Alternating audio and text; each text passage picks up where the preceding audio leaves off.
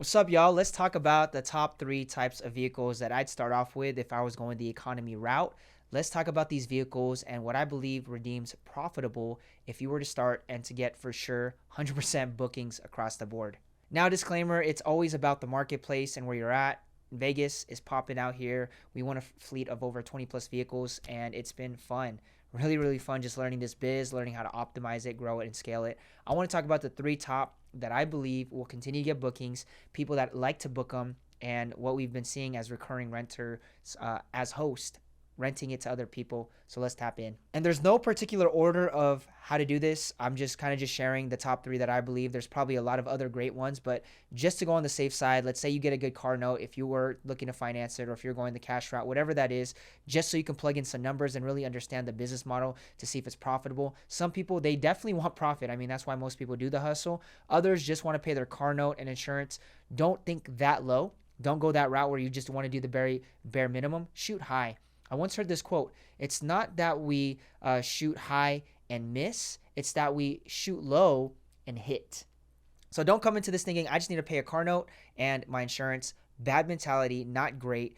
Go in thinking, how can I maximize this vehicle as an asset, even though it's deemed a liability, and actually make some profit, whether it is $300 to $500 per month on these vehicles. So let's tap in. I'm just going to quickly share these three and why I believe in each one. Number one is a Honda, okay? Hondas are great. I just sold our Honda. I did a video on that just because I was getting paid more during a down market. Super worth it. I had a higher APR on it, but it was still making money, crushing the game for a 2019 Honda. It had very low mileage, so it was worth letting it go because I just already knew where the business was going as far as like mileage-wise and also where the marketplace is. But any Honda, that thing was just riding, building, and making so much money for us. And another thing is they last 200,000 plus miles. You take care of it very well. I got it at 3,000 miles. Again, I did a whole video on it saying goodbye to it, but they paid off my note or my full payment. Plus they gave me an extra $1,000 check to really walk out with. I kind of think about it. Maybe I should have kept it, but again, I can go back and buy one because I know that Hondas are just great all around. Honda is the first one I do if I were to think of like, okay, I got a Honda. So if you got a Honda, super convenient. I'd go for Hondas. Number two are Nissans. And the reason why I'm probably a little bit more biased with Nissans is because we got 4 Nissans on our fleet and they're always out. They're always out there. They're always getting booked. It's just, they're rolling, okay? We got 4 Nissans on our fleet. We know they last long as well. All around, Nissans are great. We have a 2015, we have one 2018 or one 2018 and two 2019s. Nissan Sentra, two Nissan Versas, and a newer Nissan Sentra. It's been good all around. So Nissans, I think, are great. People are always driving them around and renting them. So Nissan is another brand that I would probably consider if you're looking to get started and rent the vehicle. Number three, the last one, and probably something I'd personally double down on if I found more of these for a good price, Toyotas. Toyotas are great. I mean, they're long lasting. They're one of the top brands that I'd recommend. I have 2 personal Toyota Lexuses. I'd put them on the platform. I know they'll make money, but we have a Toyota Corolla. Corolla is great. Again, they last long. Toyota is just a well-known brand that will last long, higher mileage. I'd go for the Toyotas if you guys have Toyotas. A lot of people love my Toyota Corolla because they're just like, yeah, I used to have a Toyota Corolla when I was younger, so I'm just so used to it. And that's actually across the board for all the vehicles.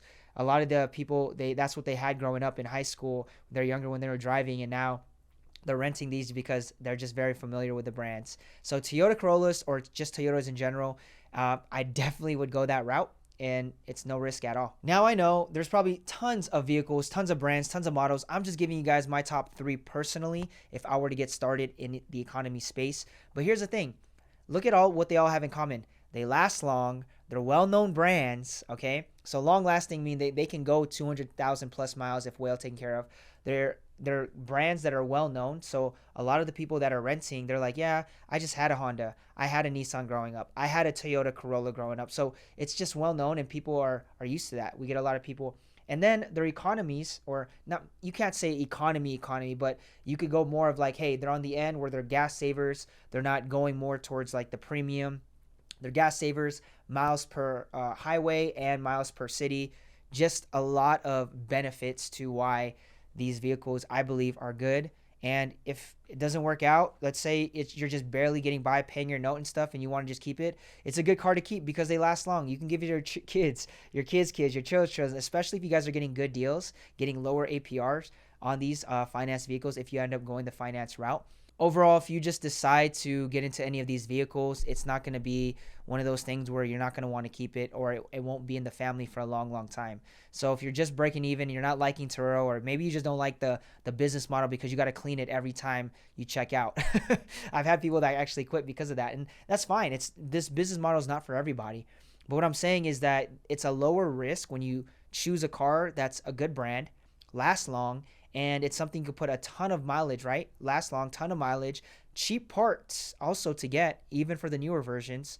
It's just a win-win. Get you from A to B, good investment, something that you can sell down the line if you decide to, because people know these brands last long. There's just not a lot of downside if you're in minimum risk. There's always risk in business. Okay, there's always going to be risk, but minimal versus trying to go for, the super high luxury cars. And I'm not talking about supercars like Lambs and stuff. I'm talking about like higher end. You can go towards like the BMW, some higher Audi, and BMW, I'm wary about those long term in the rental car space unless you have a really good mechanic that you trust that can well maintain these things. Again, I'm all about lower risk, just getting started, getting your feet wet, taking it step by step and building this one car at a time. Thanks so much for watching, y'all. I hope you guys enjoyed Las Vegas Turo Power Host. We've done almost over 1,000 trips now as I'm looking at the numbers in the last 14 months. It's been amazing. If you guys want, go ahead, check out this video on how much a car can actually make on Turo.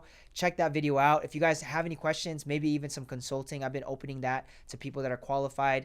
DM me, send me a message, or even just tap in. I got free templates. Send me an email. Y'all be blessed. Have a great week. Take care. Bye-bye.